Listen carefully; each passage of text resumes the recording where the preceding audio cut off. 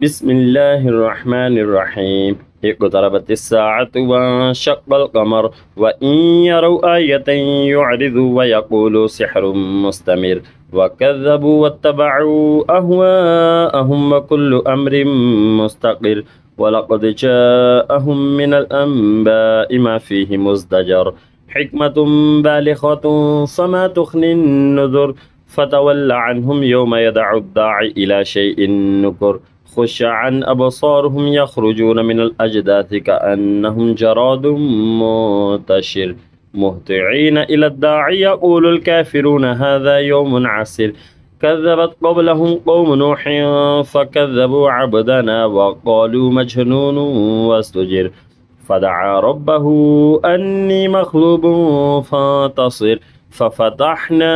أبواب السماء بماء منهمر وفجرنا الأرض عيونا فالتقى الماء على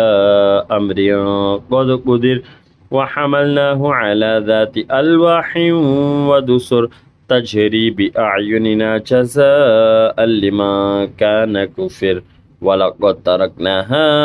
آية فهل من مدكر فكيف كان عذابي ونذر ولقد يسرنا القرآن للذكر فهل من مدكر كذبت عاد فكيف كان عذابي ونذر إنا أرسلنا عليهم ريحا صرصرا في يوم نحس مستمر تنزع الناس كأنهم أعجاز نخل منقعر فكيف كان عذابي ونذر ولقد يسرنا القرآن للذكر فهل من مدكر